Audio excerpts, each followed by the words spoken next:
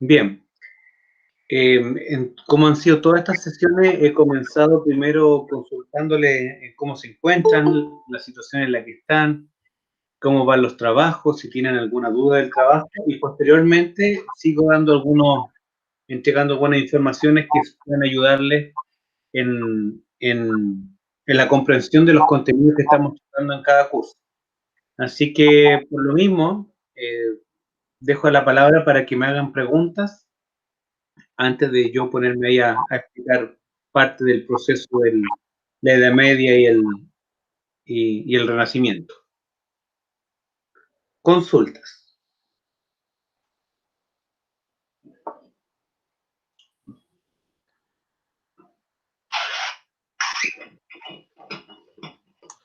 Profe, ahora, ¿en qué época nos estamos situando?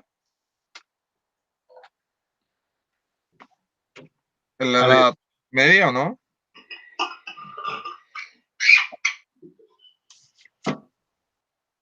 dada la naturaleza de este semestre, yo he tratado de ir explicando algunos procesos generales que involucra, obviamente, la Edad Media desde el siglo XI en adelante y el paso a lo que es el siglo XV, donde ya se instaura el Renacimiento. Lo mismo pasa con las lecturas parten a partir del siglo XI y llegan también hasta el siglo XV, las lecturas que le di para tal propósito.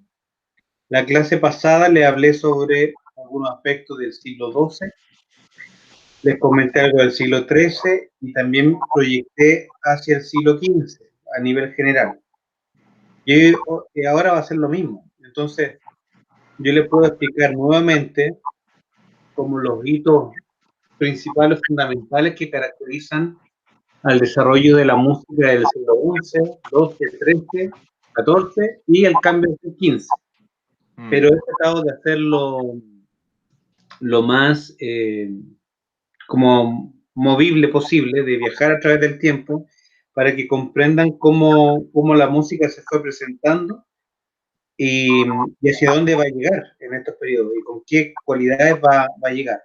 Claro. Entonces, yo le hablé de la clase pasada, hablamos del siglo XII y le nombré un momento súper particular que ocurre en el siglo XIII, con la escuela de Notre Dame. Y hablé sobre dos compositores, uno es Leonín y otro es Perotín.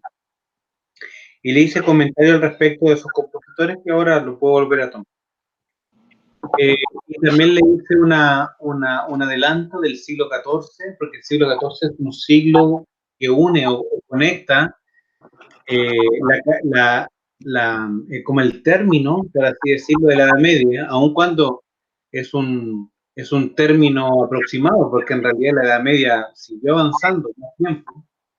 Pero el siglo XIV ve cómo va cayendo el feudalismo y va mostrando el cambio económico, el cambio por un sistema donde se ejerce el intercambio con más fuerza, las relaciones comerciales, la circulación de mercancías con más fuerza, y que de una u otra manera va a caracterizar el otro periodo que tiene que ver con el Renacimiento. Y también la clase pasada le entregué algunas características a partir del mismo cambio económico que hace que la burguesía se asiente cada vez más en el poder y, y tenga que disputar su hegemonía con la iglesia y la monarquía. Y eso es propio del siglo XV y es la misma burguesía con la aspiración de cómo asentar su poder, que busca un sistema político que le ayude a eso, y tiene que atraer la cultura griega. Pues yo siempre he partido estos cursos hablando de Grecia y Roma, porque después traen el modelo político y cultural de Grecia y Roma y lo traen hacia su realidad en el Renacimiento. Entonces, la cultura que surge en el siglo XV surge a partir de modelos culturales que están tratando de asentarse en esa época y conseguir conseguir influencia, conseguir eso. Entonces, la música se va a ir adaptando, va a surgir y se va a adaptar a esa realidad. Entonces el Renacimiento surge con ese cambio. Pero la clave está en el siglo XIV, también se los comenté yo la vez pasada, cuando el feudalismo empieza a caer y aparece este grupo que les nombré los burgos, que son comerciantes y desde su trabajo económico empiezan a ganar terreno y presencia política y poder adquisitivo como para ir paso a paso abriéndose espacio en el contexto en el cual pertenecen. Entonces, móvil, pero preferentemente estamos hablando del siglo XII, XIII, ahí estamos, es decir, la Edad Media que comencé hablando yo eh, y tiene su punto de partida cuando cae el Imperio Romano, esos son antecedentes que sirven para poder entender cómo la música llegó a desarrollarse después, pero el grueso precisamente es, yo de hecho les mandé para esa evaluación individual que tienen que hacer ustedes, les mandé a la plataforma una pregunta, ahí les explico cómo la tienen que abordar, en mínimo tres, máximo 4 páginas, tienen que responder a la pregunta que hice y la pregunta es una pregunta general y habla en el fondo o busca que den cuenta de la música en estos periodos. ¿Qué cualidades vieron ustedes, aprendieron ustedes en estos periodos? Y para eso, y parte del siglo XII, XII, XIII, XIV, tienen que hacer piensen ustedes que tienen que acotar todo a 3 páginas, no es más que eso. Entonces, a mí lo que me importa es que den cuenta de cómo han comprendido las características que ha presentado la música en esos periodos y no es nada más que eso. No puedo exigirles más dada la condición que estamos. Entonces, entre estas explicaciones, la revisión del material que les he subido a la plataforma, las lecturas que han desarrollado, pretendo que logren tener una visión mínima, pero sí fundamental, de cómo se ha desarrollado la música en estos periodos. Porque de una u otra manera, esos saberes todavía siguen presentes hasta el día de hoy en la música que uno escucha. Entonces, vale la pena conocerlo. Otro comentario, otra pregunta, antes de largarme. Otra cosa.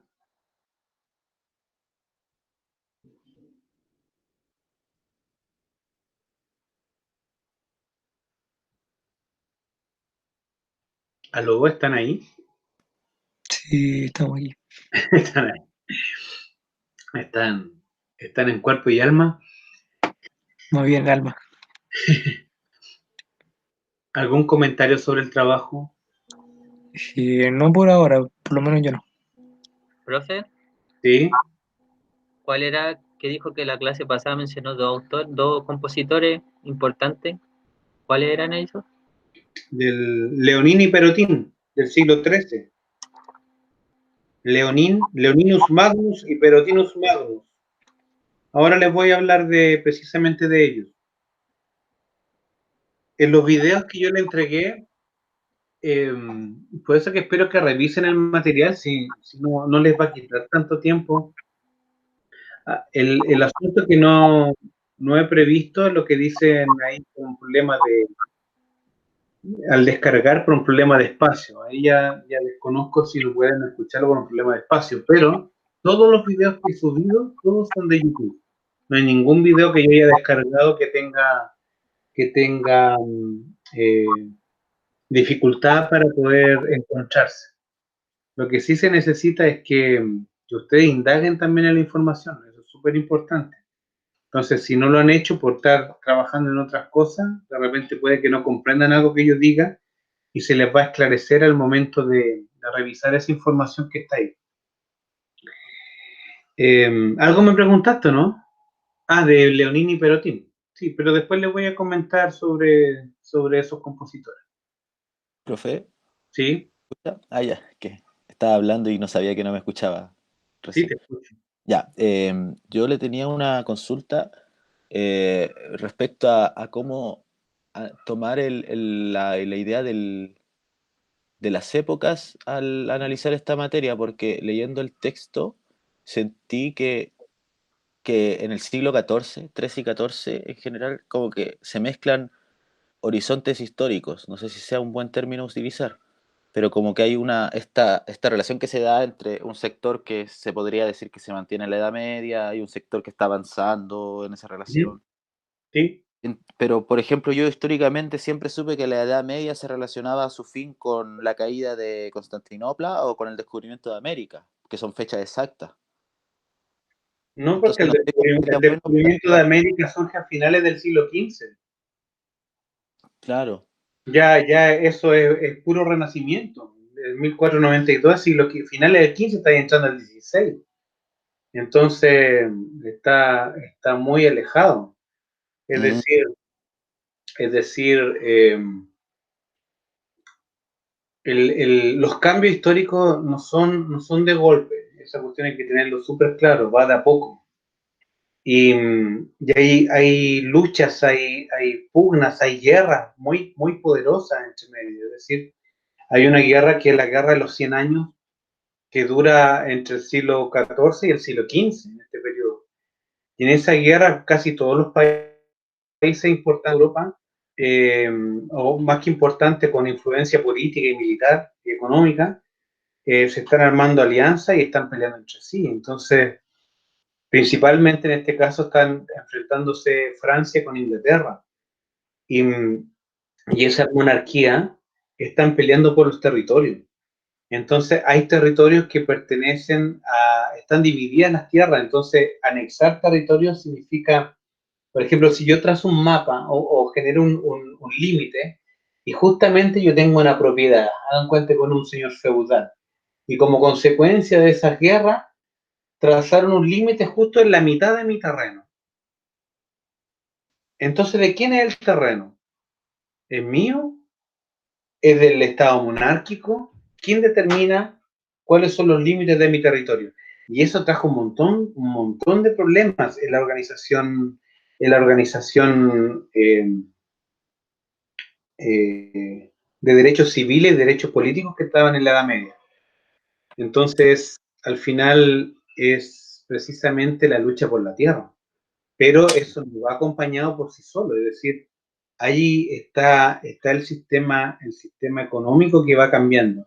Hay autores que son de corte marxista, historiadores marxistas, por ejemplo, hay uno que es chileno, que es Gabriel Salazar, y él determina que aquí en este periodo está iniciándose un capitalismo de tipo mercantil, y lo diferencia el mercantil del industrial, capitalismo industrial, que viene después desarrollándose desde Inglaterra, y pero eso ya después del siglo XVII y XVIII hasta el XIX, y después vendría un capitalismo financiero que el que operaría hasta el día de hoy. Entonces, reconocen un comienzo de un tipo de capitalismo que funciona a través de la circulación de mercancías. Eso muestra que no es solamente una lucha de territorios, sino que hay un cambio en la manera de acceder a la dinámica económica. Y esa cuestión es súper importante. Y el siglo XV ya tiene una manera de funcionar que no tiene nada que ver con el siglo XIV. Por eso que es un periodo nuevo. Y el modelo cultural que empieza a circular, sobre todo en los centros en los centros económicos, como lo fue Florencia, que eran puertos, y no es Florencia porque sea una ciudad linda, sino que porque era un puerto, son centros comerciales. Entonces, eso hace que la cultura, como le había adelantado, que vienen de los grupos dominantes, de una u otra manera empiezan a intervenir las organizaciones sociales y todo lo imaginario simbólico, la manera de acercarse a la adquisición de los saberes, y la construcción de los saberes es distinta en el siglo XV. Entonces, hay Edad Media, claro que todavía queda Edad Media, en el siglo XV todavía hay Edad Media, pero resulta que cada vez va a ser más marginal, porque el funcionamiento ya es otro. Hay otro autor que se llama Enrique Dussel, que es un filósofo como argentino-mexicano que trabaja en México. Enrique Dussel, la Universidad de Chile hace un par de años lo invitó. Él fue rector de la universidad, la UNAM, parece, o la universidad, no sé si la UNAM, pero una universidad importante mexicana, la Universidad Autónoma de México, creo que de ahí era rector. Y él trabajó otra perspectiva, que era la de los estudios postcoloniales. Y él dice que es un error pensar de que en el siglo XV recién había comenzado un cambio económico, porque los chinos ya tenían un funcionamiento de tipo mercantil mucho tiempo antes. Lo que pasa es que en la Edad Media vivieron un periodo realmente como de oscurantismo. Desde que cae el Imperio Romano, queda una suerte de tierra de nadie y tierra de todo a la vez, así como que todos buscan de una u otra manera consumir o acercarse a esos terrenos, de adaptar esos terrenos, de tomar posesión de los terrenos. Y entonces, bueno, obviamente que la Edad Media europea no era la gran panacea, donde estaban la mayor circulación de cultura y de bienes y de mercancías venían en los antiguos imperios como el que tenía China. Entonces, Europa era como el patio trasero de grandes culturas, de grandes civilizaciones que estaban en Asia. Entonces, lo que habría llegado en Europa fue como esa oleada, fue como que llegó esa manera de entender la economía, y cuando se empieza a activar entre el siglo XIV en adelante, hace que el sistema se adapte al modelo que los asiáticos ya venían trayendo. Entonces el cambio fue fuerte.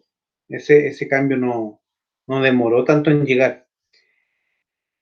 Entonces de ahí vemos una Europa más dinámica, más activa. También tuvo sus cosas positivas, si no crean ustedes que todo es negativo. Es decir, empezaron a salir primero que todo de la gran complicación que les trajo la peste negra. Duró del siglo XIV al XV. Y precisamente porque esa peste, mira, si le siguen la pista a la peste, parte en China y va avanzando, ataca a Italia, a España, así, empezó a subir. Parecido como que sigue la misma ruta del coronavirus. Es curioso eso. Entonces, ¿por qué se propagó por Europa? Porque estaban las relaciones comerciales funcionando. A través de los barcos y todo eso, llegando a distintos puertos. Imagínense la cantidad de información que iba llegando a los distintos lugares. Entonces, eso funcionó como algo bueno y malo en el fondo. Es decir, desde el tema de la salud pública, fue horrible, pero también hubo otros, se fueron rompiendo las fronteras en la medida que otros iban luchando por construir nuevas fronteras. Entonces, imagínense el enredo que hay ahí entre medio.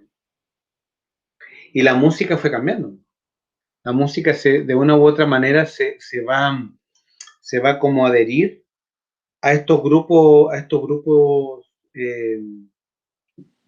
con mayor influencia política y económica, porque van a ser los que financian esas actividades, principalmente. Ahora, eso no quita que a nivel del bajo pueblo la música no haya existido. También existe, pero el saber musical que circula es un saber que está siendo manejado a través de estos grupos que están buscando establecer estos modelos culturales muy potentes. Y cuando hablo de un modelo cultural, adentro de la cultura estoy insertando, como dice otro autor que se llama Raymond Williams, que es un investigador inglés que trabajó en los estudios culturales.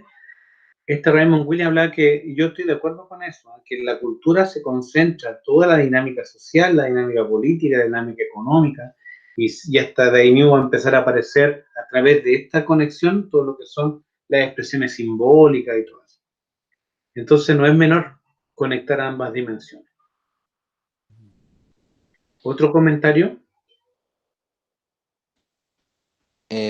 Respecto a lo mismo que dijo, profe, ¿se podría hablar de que la economía es lo que dinamizó el cambio social? Claro, pero hay que definir bien la economía, es decir, hay que tomar, más que definirla bien, tomar una postura. Es decir, porque algunas personas separan lo social de lo cultural, otros asumen que lo social está dentro de lo cultural y otros lo funden, lo sociocultural, como si tuviesen como el mismo nivel sociocultural. Son distintas maneras de entender el problema. Desde ese autor que es Raymond Williams, yo tengo un extracto muy cortito, puede que se los mande si le interesa, de su pensamiento. Y claro, pues van argumentando de que prácticamente desde que el ser humano ha vivido en el planeta, que ha necesitado iniciar por sí solo, ha salido una situación económica. Es decir, si yo necesitaba, piensen ustedes que uno fuese un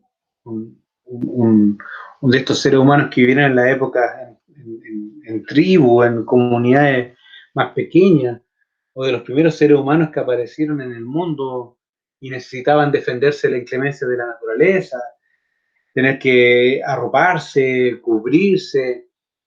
Esa necesidad del ser humano de comer, de vivir, de resguardarse del peligro, ya implica generar su inteligencia para poder salir de una situación adversa. Entonces, los talentos, las destrezas de cada persona tienen que aparecer ahí para cazar, para construir, etc. Entonces, la relación económica no significa solamente hablar de un banco, significa que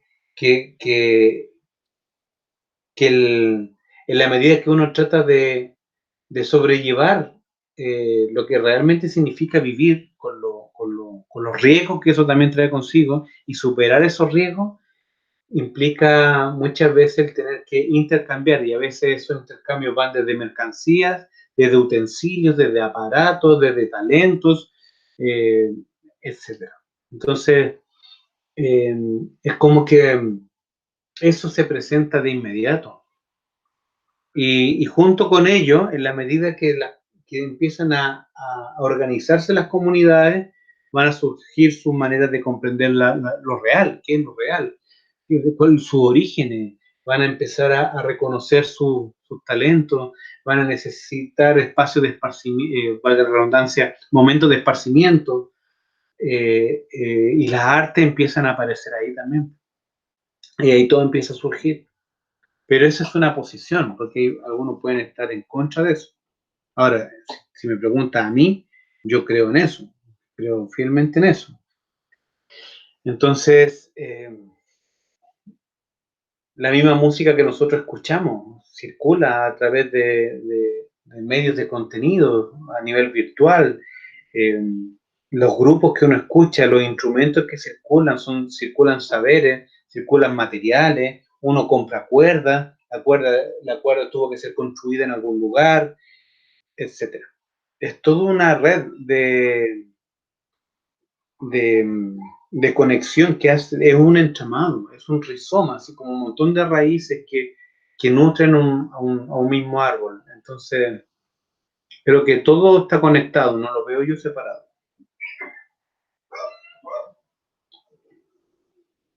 ¿Otro comentario?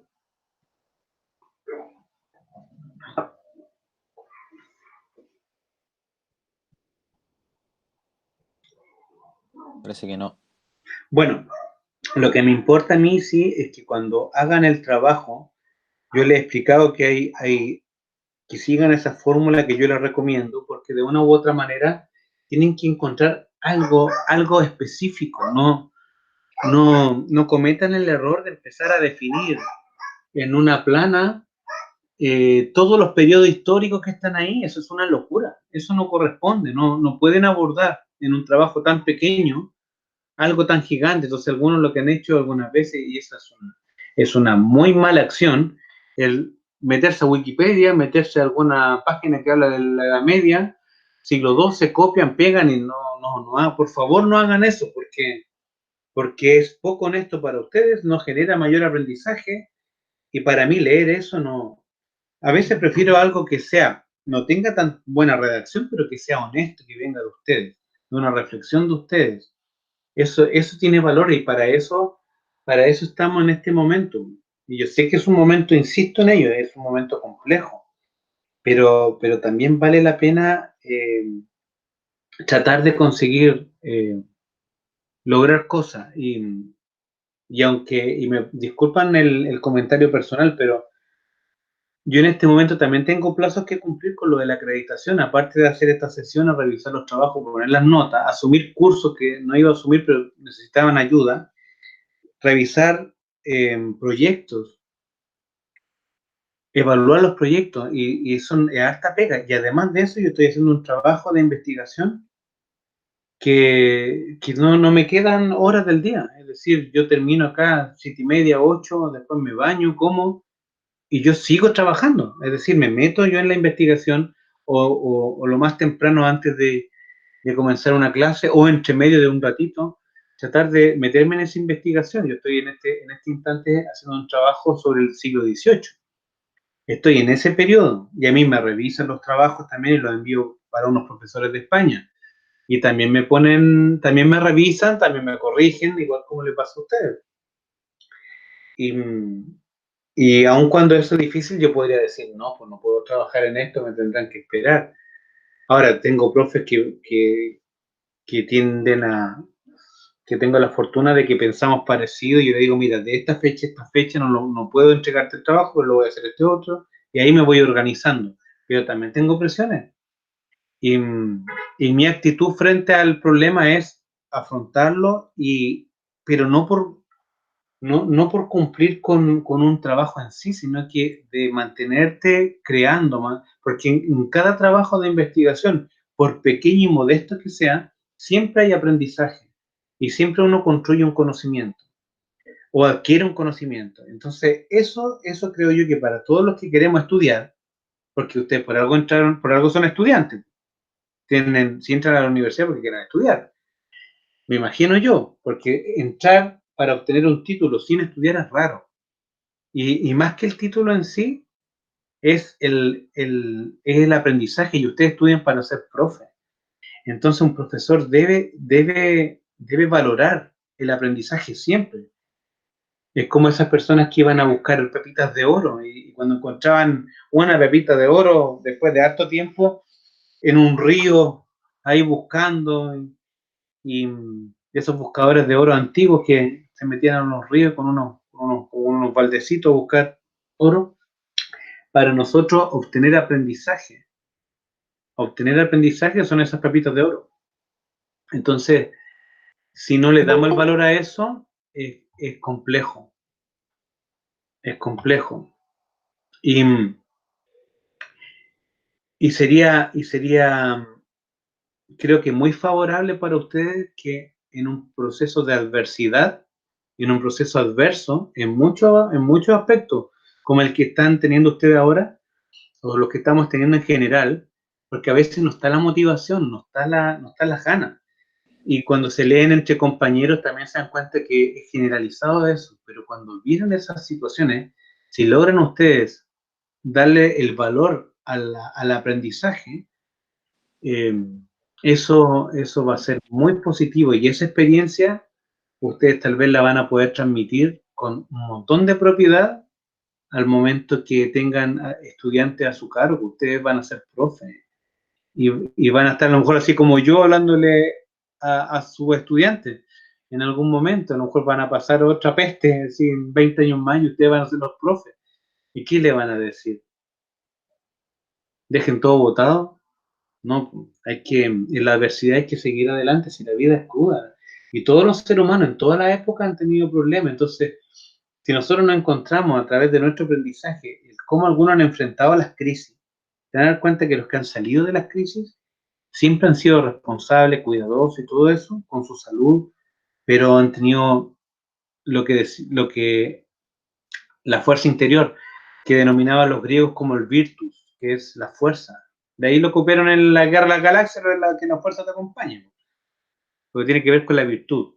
Y yo creo que eso es debemos hacer prevalecer esa fuerza, no el dejar las cosas tiradas, sino seguir adelante y construir aprendizaje. Bueno, esa es mi manera de pensar, ustedes verán si la aceptan o no, pero creo que hay que seguir adelante y seguir luchando por eso. Bueno, ya pues, yo le subí un video con unos instrumentos medievales que se utilizaron harto, sobre todo en el siglo XII, yo espero que lo puedan revisar. Les comenté la clase pasada sobre los trovadores, sobre los goliardos y los juglares, porque ellos representaban de una u otra manera lo que era como el canto de corte más popular. Y les comentaba también que el trovador era un cortesano, es decir, para poder escribir un poema tenían que saber leer y escribir, obviamente. Entonces no podía ser una persona de un bajo pueblo, porque el analfabetismo en el pueblo siempre ha sido altísimo. Imagínense que en Chile al principio del siglo XX era alto el analfabetismo. Imagínense ustedes la Edad Media, en una Edad Media europea que era en algunos aspectos bien decadente igual. Y la autogestión de las aldeas iba destinada a sobrevivir, es decir, dedicarle tiempo a leer, como que no entraba dentro del rol de prioridades en un contexto donde tenían que sobrevivir. Entonces, si alguien leía y escribía, obviamente que venía a sus conocimientos de una élite. Entonces el trovador era eso, era un conocedor de música, era un compositor de música, y ya habían hartos conocimientos detrás, entonces eran cortesanos. Y yo les comentaba que el juglar no, pues el juglar por lo general podía venir del bajo pueblo y lo que era un entretenedor por lo general. En el Growth, en el texto que les di, ahí nombran algunos que lograron incluso llegar hacia las cortes, pero más bien atraído por su espectáculo, por su arte, más que por otras cosas. Claro, cantaban, tocaban, narraban, relataban acontecimientos utilizando la música para eso, pero por lo general, las investigaciones muestran que más bien reproducían música que ya existía. Es como cuando ustedes aprenden un instrumento y cantan la canción de alguien. Y ustedes tocan, pero a veces con suerte conocen los acordes, pero tocan y cantan. Sobre todo cuando recién uno empieza a aprender un instrumento, que a todos nos ha pasado.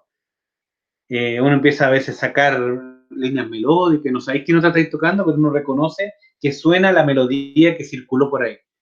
Como que el juglar mostraba esas habilidades, más que el trovador, que era siempre el trouvear era como buscar, encontrar, hallar, era una búsqueda, era como crear información, buscar la información, buscar medios para dar a conocer y comunicar la información. Y más o menos esas eran las relaciones que tenían. Entonces el tipo de técnica que utilizaban era la monodia acompañada, que también se los comenté. Mono es uno. Entonces la monodia era una voz y acompañada con instrumentos. Por eso le dije yo que vean en la plataforma estos instrumentos de la Edad Media que subí en el video, que es un video en portugués, que es bien entretenido y muestran hartos instrumentos. Bueno, y el otro grupo que era interesante, que todo esto entre el siglo XII y XIII mantuvieron su funcionalidad social. Y el otro eran los, ¿cómo se llama? ¿Alguien me ayuda?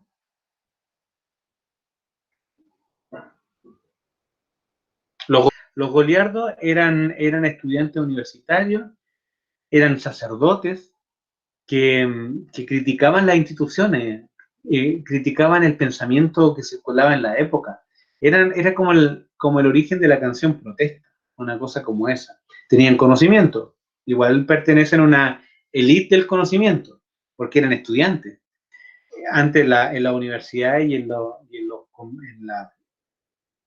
y en la iglesia tenía el monopolio del conocimiento, entonces si a alguien le gustaba saber, por lo general se acercaba a esas instituciones para poder acceder al conocimiento. Entonces algunas de esas personas, una vez dentro, se dan cuenta que el conocimiento es más restrictivo en algunos aspectos, o no comparten las ideologías que circulan, y terminan por confrontar, y al confrontar esos contextos terminan siendo expulsados, perseguidos, etc. Entonces, era interesante la figura del Goliardo, que viene de Goliat, igual como David y Goliat, como deriva de ese. Curiosamente, no toman la postura de David, toman la postura de Goliat, Goliat como el afectado.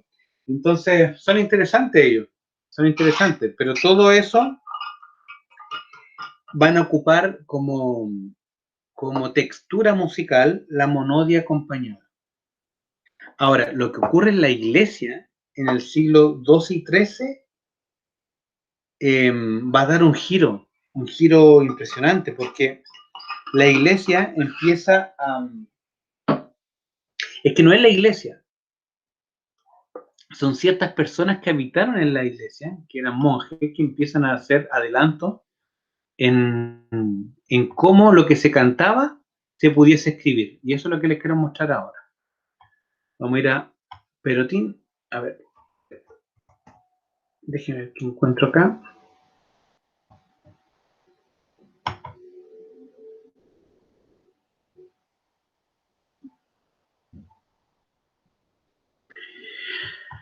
¿Me están escuchando, cierto? Sí. Ya, Sí, voy a compartir la pantalla para que vean a qué me refiero. Todos estos videos, después de mostrarlos, los voy a subir.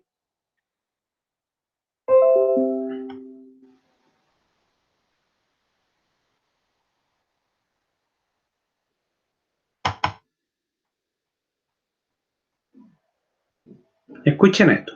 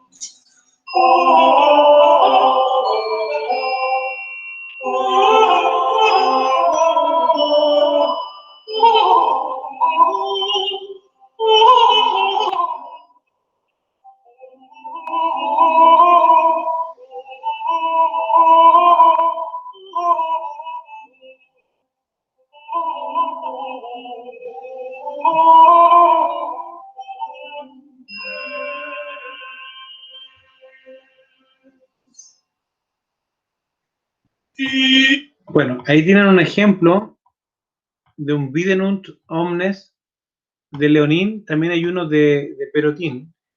Fíjense a Perotín aquí, que fue discípulo de Leonín. A ver.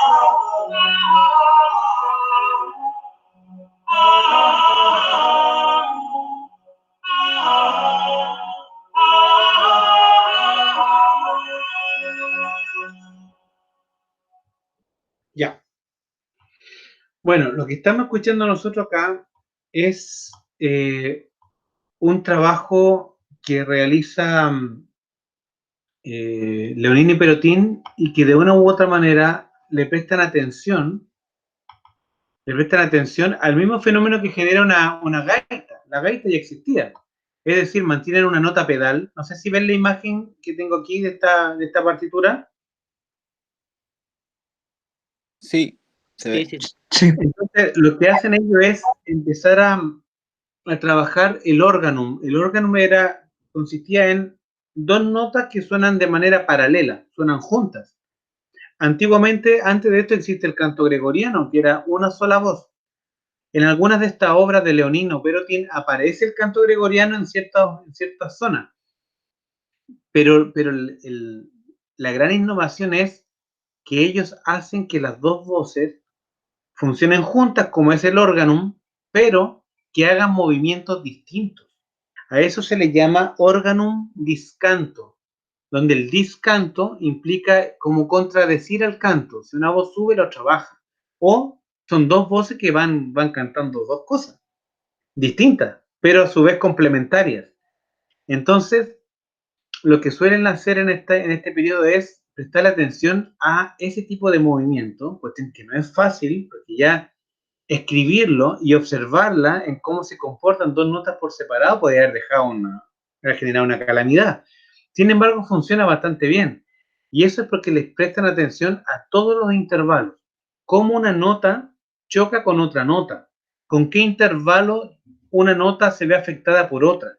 Es decir, lo que hacen acá Leonín y su discípulo Perotin es el estudio del contrapunto. El estudio del contrapunto implicaba el puntum contrapuntum, que era nota contra nota. Entonces hacen un estudio de cómo las notas chocan entre sí. Eso es el contrapunto, una nota contra otra. Y abajo mantienen la nota pedal, que es una constante, que en la Edad Media los monjes le llamaban a eso como la cuerda, como una cuerda madre. Así le llamaban en la Edad Media, que es una cuerda donde todo se soportó, una cuerda que contenía a las otras voces.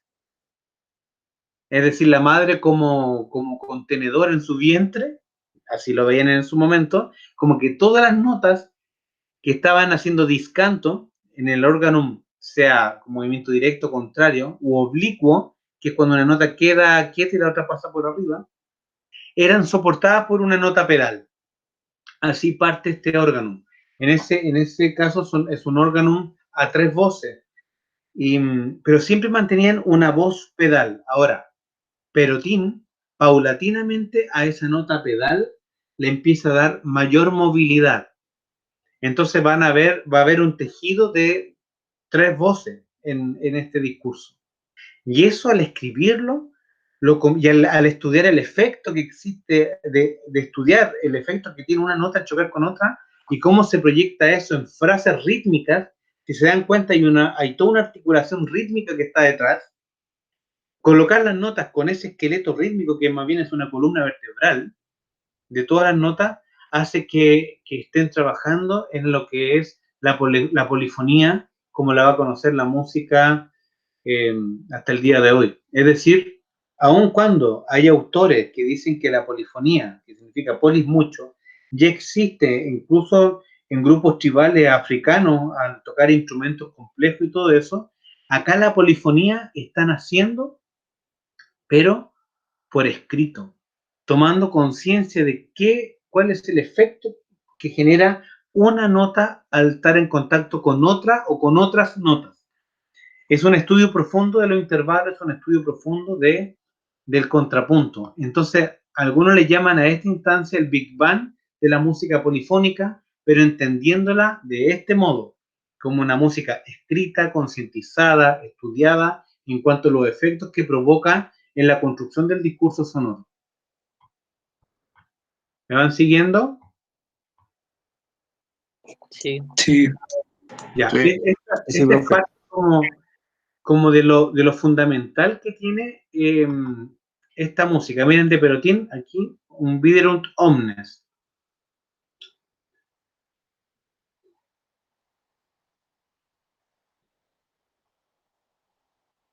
Miren, para graficar este tipo de órgano que hace Perotin es como, imaginan el metro. El metro está lleno de vagones. Cada vagón aquí es relativo a como a vagones que tienen ritmo en particular. Es decir, arman modelos rítmicos.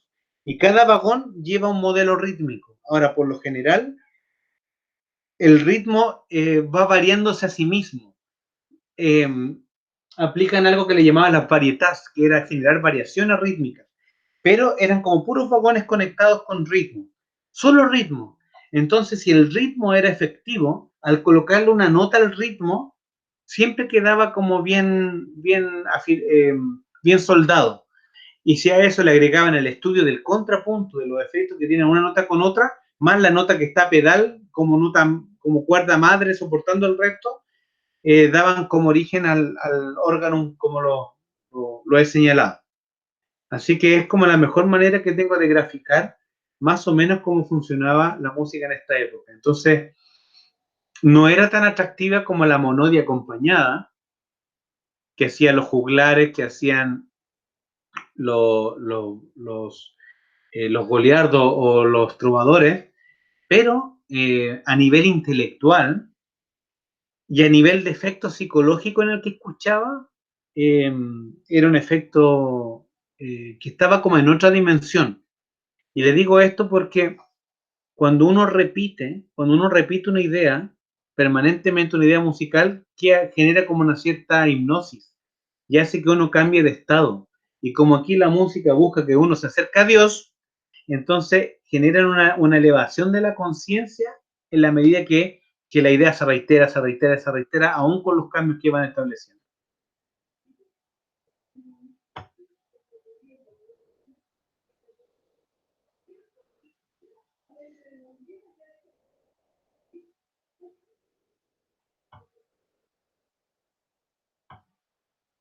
¿Va? No suena.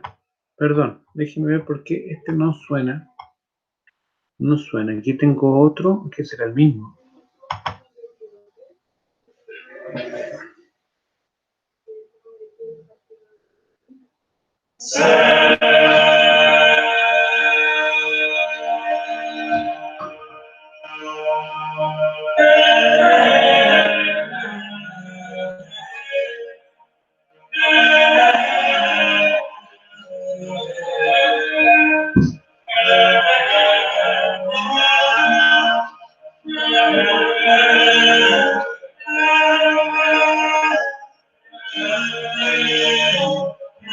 Voy a parar aquí. Si se dan cuenta, aquí tenemos un órgano, un cuádruplum, que son cuádruplum por 4 voces, triplum 3 voces, así sucesivamente, duplum con 2 voces.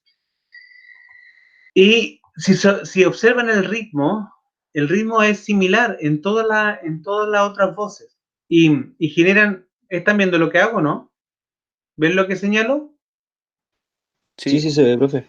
Fíjense que avanzan los compases. Ahora, estos compases son...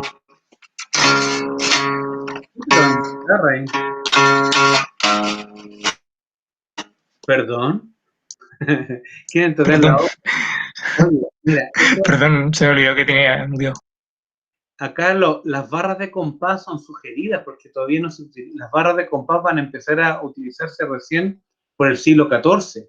Así que aquí, cuando se traduce la partitura que está en escritura neumática cuadrada, como la anterior, yo les mandé ¿cómo se llaman estos programas? El PPT, un PowerPoint, donde muestran los neumas y cómo se traducen en escritura convencional para que lo revisen. Está en la plataforma puesta hace ratos. A ver, alguien viene, déjenme aceptarlo y vuelvo de inmediato. Alguien apareció. ¿Quién apareció? No puede. Se supone que ya está acá. No tengo que aceptar. Ya. Pucha, ¿dónde quedó lo que le estaba mostrando? Aquí. Ya. Entonces, si se dan cuenta, acaba el ritmo y termina en este silencio. Todo esto es una frase rítmica, pero a su vez llevan sus propios intervalos. Fíjense que acá la nota está en un la y sigue en un la y acá abajo hay un la y baja un sol. Y después esa nota del sol sube a un la cuando ese sol baja un fa. Es decir, esa nota baja, esta nota se mantiene y esta nota baja y sube. ¿Qué es lo que está ocurriendo? Estas dos notas primeras están haciendo una nota, es una nota de vuelta. Eso después se le va a llamar bordadura.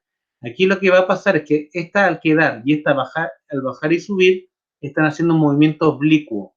Una nota queda quieta y la otra baja y sube.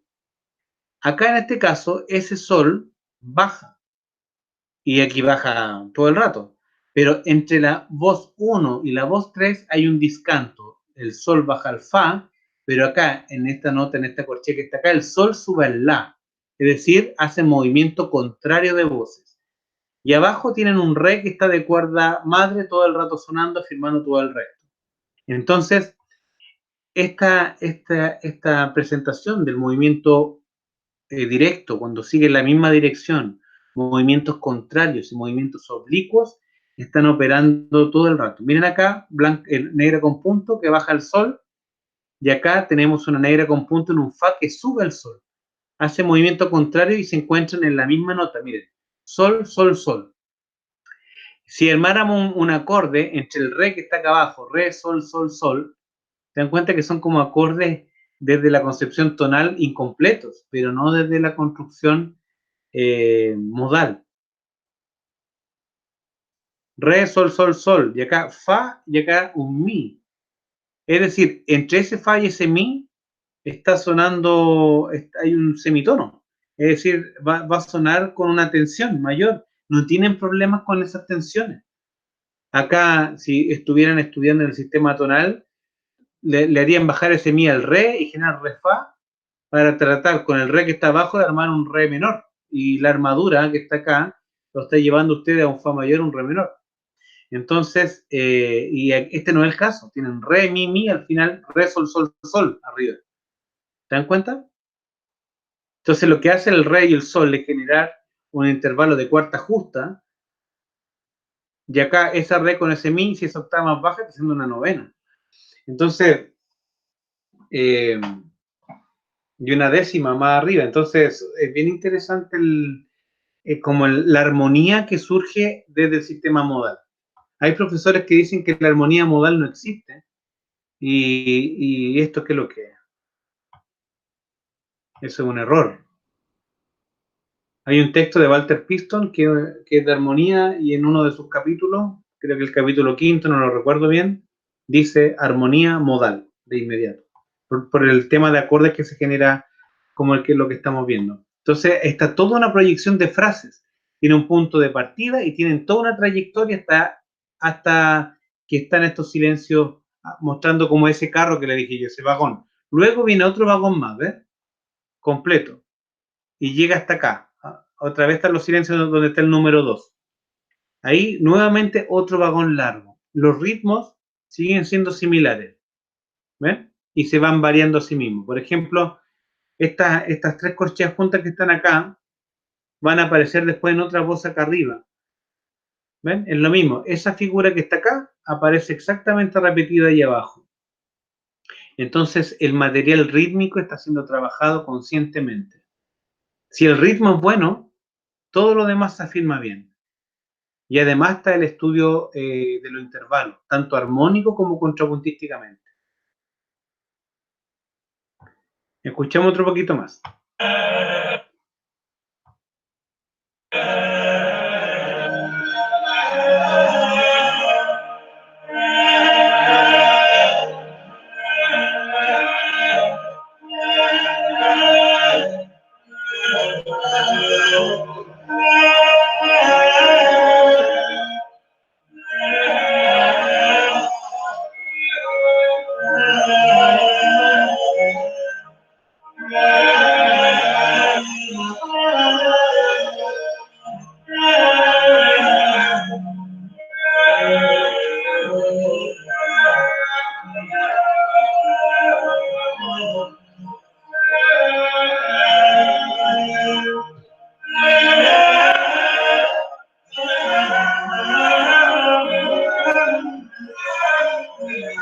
Se dan cuenta que hay una variación.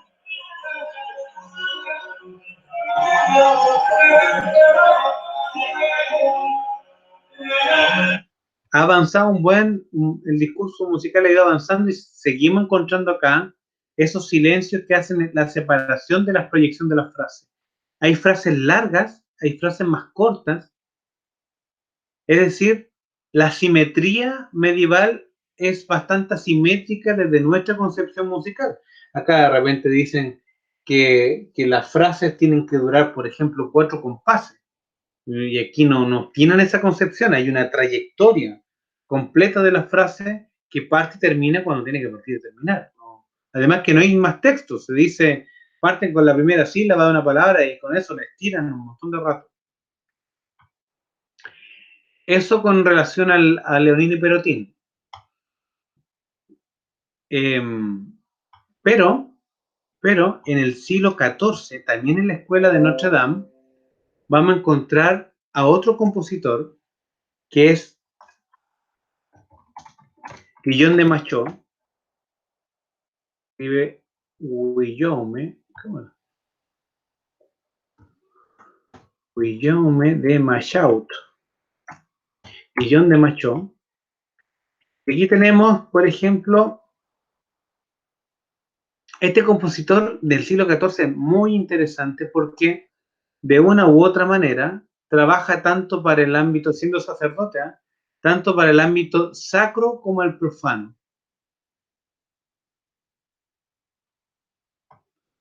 Vamos a ver qué tengo aquí. Y escribió una misa que se llama la Misa de Notre Dame, de Nuestra Señora. También viene de la misma escuela de Notre Dame, donde está la Catedral de Notre Dame. Y escribió cosas como esta.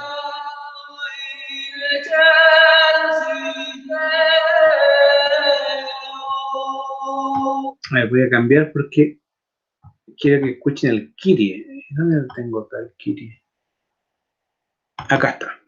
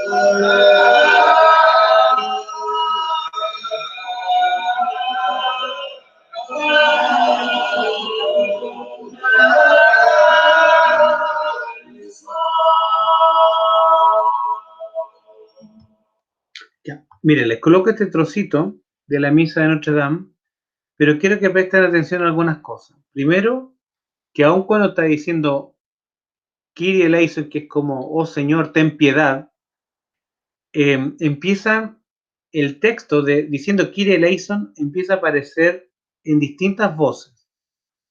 Y Guillaume de Machaut va a empezar a agregar cada vez más texto a las voces. Y con eso va a surgir otra técnica de composición que se desprende del organum, y espero que la noten bien porque es una de las técnicas de composición más importantes que existió en la historia de la música y que de una u otra manera ha permitido el surgimiento de importantes tipos de música, como la fuga, la misma sinfonía, y para qué decir el jazz, por ejemplo, que son expresiones que todavía ustedes conocen, que se desprenden de cómo se trabaja contrapuntísticamente un motivo, una temática musical.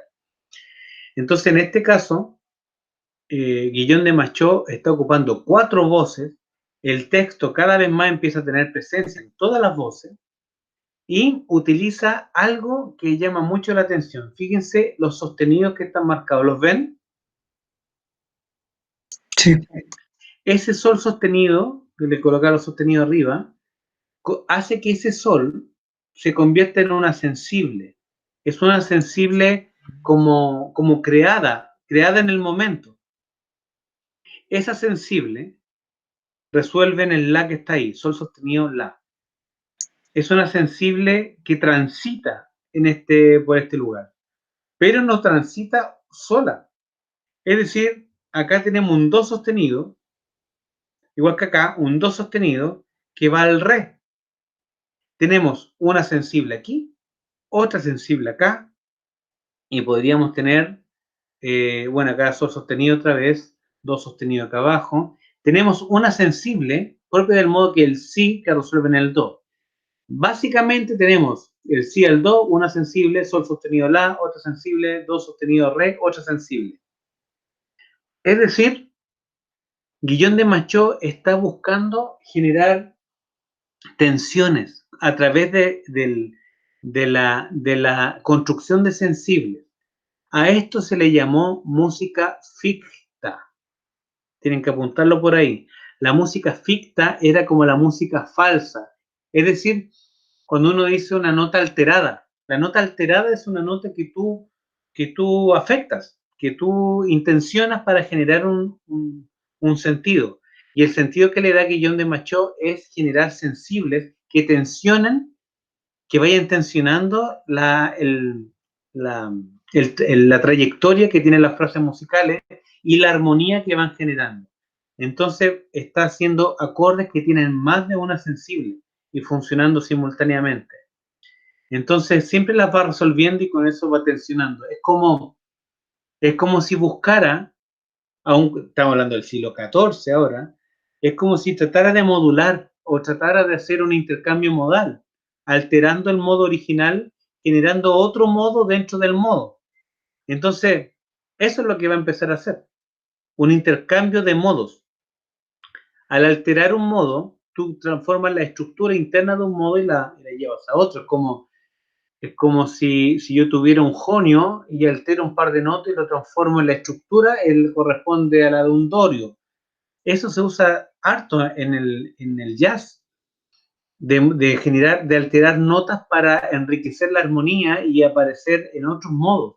Y al cambiar un modo cambian los acordes, etc.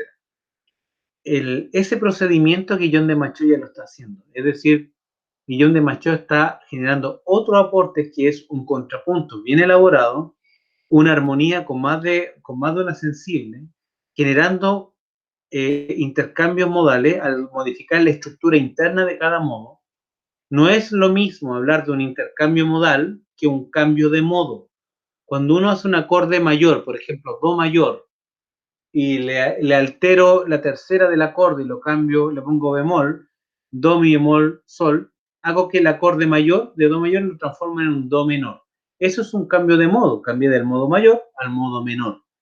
En este caso, al alterar una nota, genero una reorganización de la estructura de un modo, de una escala modal, y a su vez es como que crearan varias sensibles dentro de un mismo modo. Entonces ahí están intercambiando información unos con otros. Es bastante complejo, es un entramado muy rico a nivel técnico y teórico el que hace Guillón de Machaut. Y desde mi punto de vista los convierten en uno de los compositores más importantes de la historia de la música a nivel de aporte a la construcción musical hasta el día de hoy. Es mi visión en todo caso, ¿eh? Pero creo que es un compositor realmente impresionante. Y si observan al principio, ¿siguen conmigo? Sí. Sí, profe. Sí.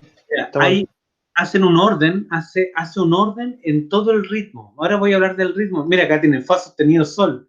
¿Ves? Tiene otra alteración, do sostenido re. Y después más adelante vamos a tener un sol sostenido la. Acá no lo tiene. Aquí el sol está natural. ¿Ves? Después sí lo va a alterar. Está alterando el fa, el do, el sol. Y si se dan cuenta en el círculo de quintas, cuando uno altera los sostenidos, altera fa sostenido, do sostenido, sol sostenido, en ese orden. Después re sostenido, ¿se dan cuenta? Es como que estuviera pensando en el círculo de quinta mucho tiempo antes que pensara en la música tonal aparecer. Por eso le digo yo que es un compositor que genera aportes, pero inconmensurables, no se pueden medir al aspecto teórico y práctico de la música. Y el ritmo también, al igual que Perotín, tiene todo estudiado el ritmo, fíjense. Por ejemplo, aquí tiene blanca, blanca, blanca, acá blanca, blanca, blanca. Acá tiene blanca, redonda, y en otra voz tiene blanca y redonda, ¿se dan cuenta? Ahora acá el intervalo baja, acá el intervalo sube. Entonces, el material está todo organizado. También hace un procedimiento que se llama el, el cancrizante, que viene de cangrejo, o la retrogradación rítmica. Es decir, si yo tengo, por ejemplo, redonda, negra, negra, en algún momento podría tener negra, negra, redonda. Al revés.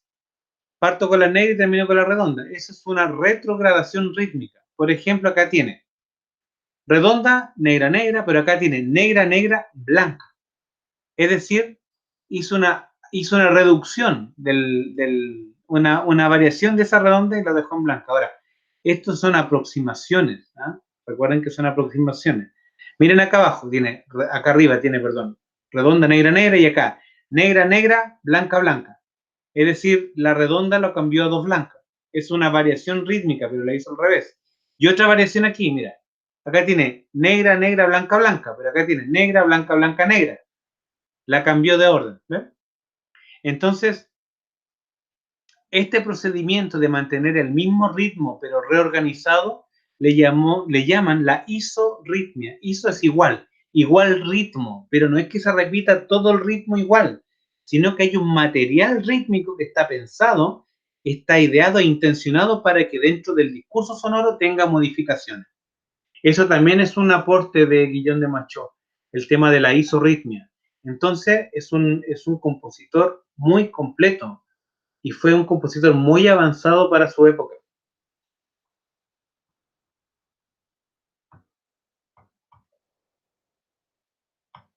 Bien, ¿algún comentario está ahí? Sí, profe. En ese sentido, ¿cómo ayudó no sé si decirle como el refinamiento de la escritura a la composición? ¿Fue un factor?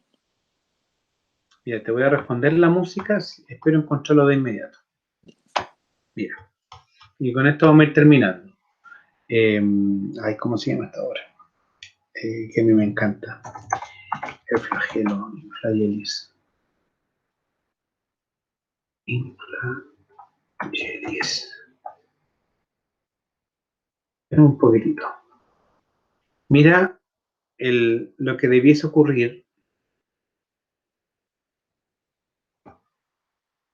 Ya pues.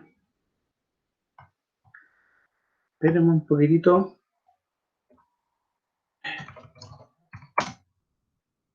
Estoy buscando una obra puntual para responderte a eso con música más que con palabras. Pero quiero que escuchen una obra específica. No quiere aparecer.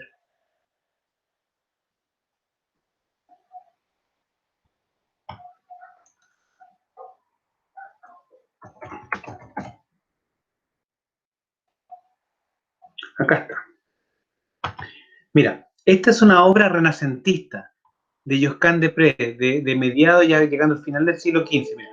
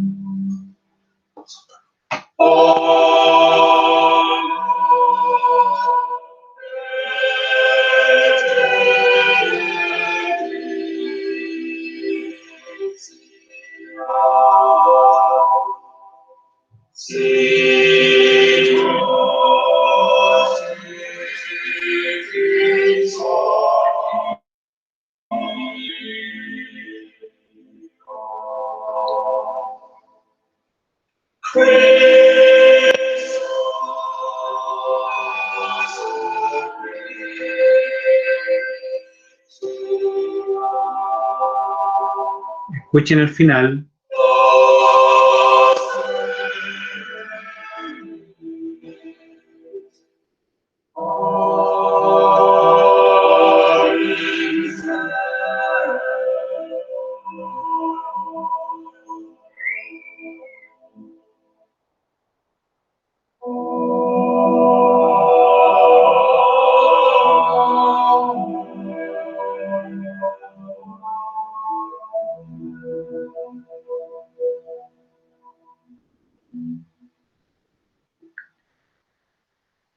Esta obra de Josquin de Prez, un compositor del siglo XV, ya avanzado el siglo XV, es una joya, para mí es una real joya, y que muestra cómo en la medida que va avanzando el tiempo, las técnicas se van depurando. El siglo XV da muestra de una técnica muy pulcra de lo que es el contrapunto, en lo que es la expresión. Se dan cuenta que llega, en el caso de Guillaume de Machaut, puede ser todo lo grandiosa que le dije como músico, pero la música no entra, no toca la fibra, como sí lo hace Josquin de Prez en el Renacimiento.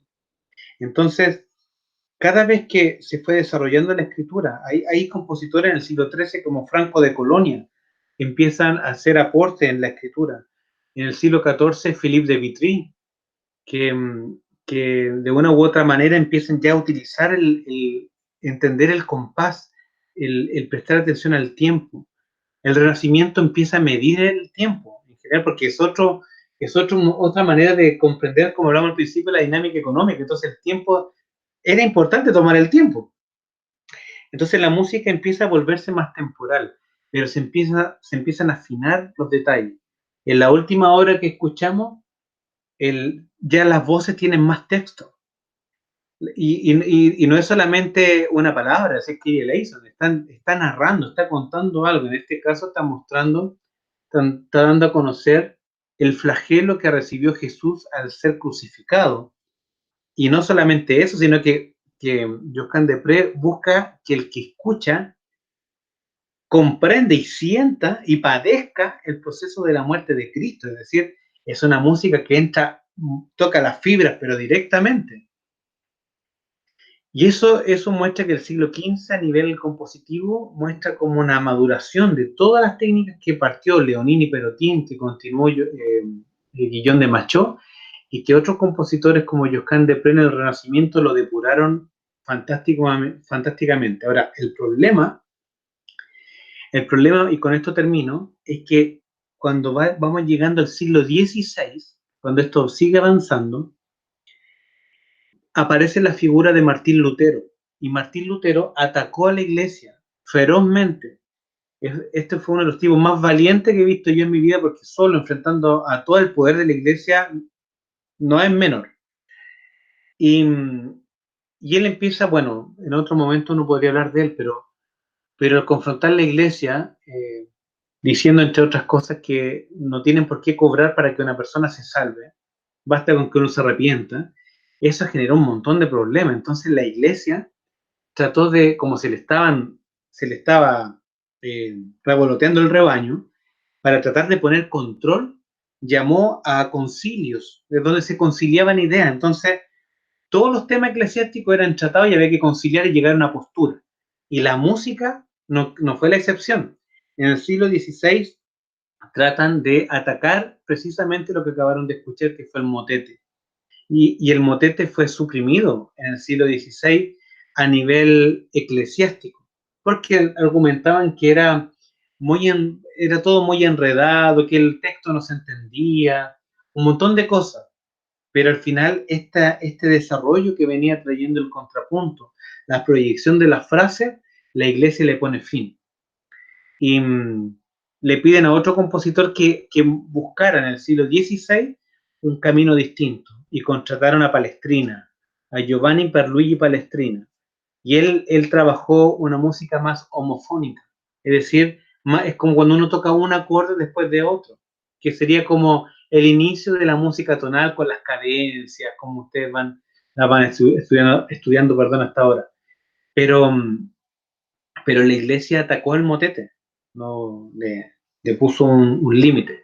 Y el motete, a su vez, no fue trabajado más vocalmente, pero se trasladó a los instrumentos. Entonces, lo que va a ocurrir es que toda esa complejidad contrapuntística la empiezan a abordar los instrumentos.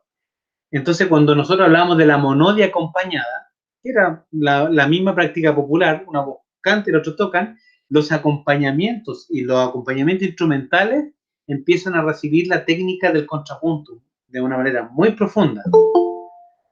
A tal punto que cuando llega el barroco es sumamente complejo a nivel técnico. Bueno, tengo otro curso, los tengo que dejar. La otra semana nos encontramos y me comentan cómo están y qué dudas tienen, y seguir contándoles más sobre estos periodos. Espero le haya sido útil lo que le acabo de comentar. Gracias, profe. Profe, que esté Ya, bien. profe, muchas gracias, Chau. que esté bien, hasta luego. Chao, profe. chao.